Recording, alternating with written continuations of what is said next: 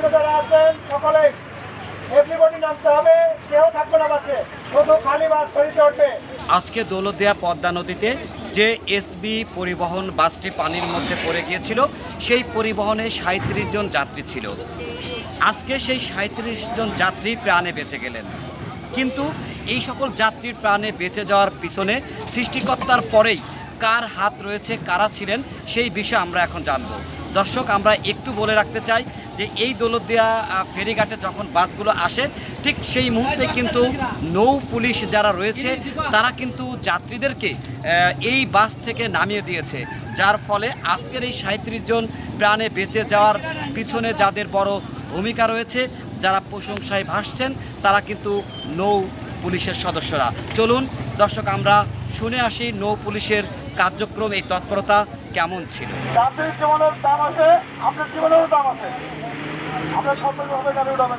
তারা যাত্রী ডাক্তার নামে যায়, ডাক্তার মেরি আছে, মাইকেল আছে, মাইকেল আপনারা সবাই নামেন, যাদের আমি ঢুকে নিয়ে না। আচ্ছা, নামে তারপরে যারা এনে পুলিশ প্রশাসন তারা বলে ভাই আপনার নামেন।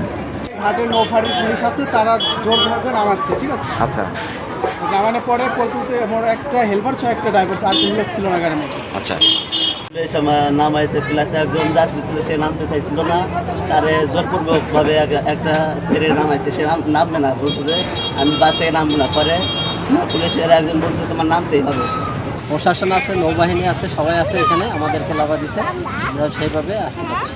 নৌ পুলিশ বা বিআইডব্লিউটিসিটিএ বা জেলা প্রশাসন, উপজেলা প্রশাসন, তাদের তৎপরতা যে কোনো সময় চেয়ে অনেক বেশি তৎপরতা, তারা অনেক বেশি গুরুত্বপূর্ণ ভূমিকা পালন করেছে। আজকে যে বাস দুর্ঘটনাটা ঘটলো, আমরা দেখেছি যে নৌ পুলিশ বা বিআইডব্লিউটিসির যে সমস্ত স্টাফরা এখানে কর্তব্যরত ছিলেন, তারা বাস থেকে যাত্রীদেরকে নামিয়ে দেন, যেটা বরাবরই তারা করে থাকেন, আজকেও সেটা করেছেন।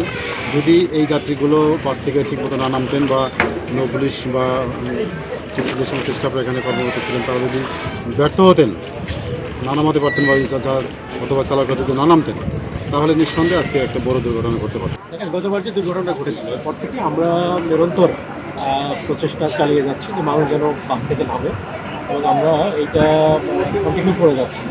তো আপনাদের মাধ্যমে আমি যারা শুনছে তাদেরকে সবাইকে আমি সচেতন করতে চাই যে মানুষ যেন আমাদেরকে একটু হেল্প করে এবং মানুষ যেন বাস থেকে নামে।